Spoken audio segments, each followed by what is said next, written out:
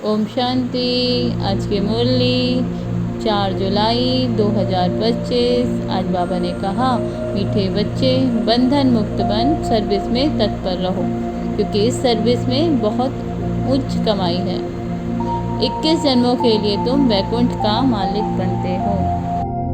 इसमें बाबा बता रहे हैं कि भले ही हम ग्रस्त में रहते हैं, लेकिन कुछ समय निकाल कर हमें बाबा की सेवा में लगाना है, क्योंकि इसमें हम बहुत ऊंची कमाई है।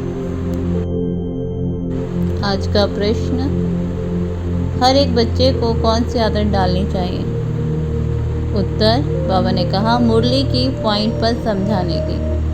ब्राह्मणी अर्थात टीचर अगर कहीं चली जाती है तो आपस में मिलकर क्लास चलानी चाहिए। अगर मुरली चलाना नहीं सीखेंगे तो आप सामान कैसे बनाएंगे? ब्राह्मणी बगैर मूंझना नहीं चाहिए। पढ़ाई तो सिंपल है, क्लास चलाते रहो, ये भी प्रैक्टिस करनी है। धारणा के लिए मुख्य सार। धारणा नंबर 1, अंदर जो ईर्ष्या आदि की पुरानी आदतें हैं उसे छोड़ आपस में बहुत प्यार से मिलकर रहना है। ईर्ष्या के कारण पढ़ाई नहीं छोड़नी है। धारणा नंबर 2, इस पुराने सड़े हुए शरीर का भान छोड़ देना है। भ्रमरी की तरह ज्ञान की भू कर कीड़ों को आप समान बनाने की सेवा करनी है। इस रूहानी धंधे में लग जाना है। आज का वरदान, बाबा ने कहा, मनसा बंधनों से मुक्त अतीन्द्रिय सुख की अनुभूति करने वाले मुक्ति दाता भव।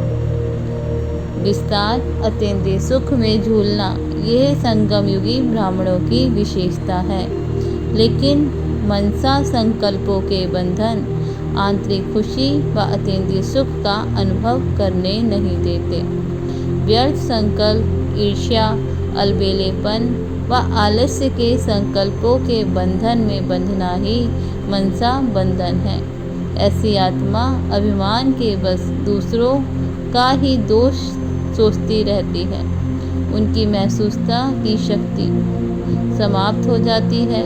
इसलिए इस सूक्ष्म बंधन से भी मुक्त बनो, तब मुक्तिदाता बन सकेंगे। इसमें बाबा बता रहे हैं कि आत्मा जन्म जन्मांतर में आते आते उसके अंदर कई संस्कार आ चुके हैं, जैसे आलस्य का संस्कार, अलबेलेपन का संस्कार, ईर्ष्या का संस्कार, व्यर्थ संकल्प चलाने का संस्कार, और वो इन्हीं संस्कार के कारण बार बार देह अभिमान में आ जाती है, और ये देहमान उसकी महसूसता की शक्ति को खत्म कर देता है। तो बाबा कह रहे हैं कि पहले हमें इस देह अभिमान के संस्कारों से मुक्त बनना पड़ेगा, तभी हम मुक्तिदाता बन सकेंगे।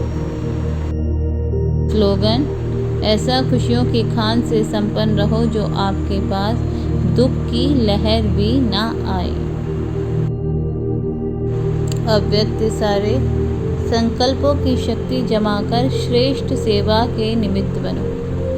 बाबा ने कहा, किसी भी श्रेष्ठ संकल्प रूपी बीज को फलीभूत करने का सहज साधन एक ही है, वह है सदा बीज रूप बाप से हर समय सर्व शक्तियों का बल उस बीज में भरते रहना। बीज द्वारा आपके संकल्प रूपी बीज सहज और स्वतः वृद्धि को पाते फलीभूत हो जाएंगे, संकल्प शक्ति जमा हो जाएगी।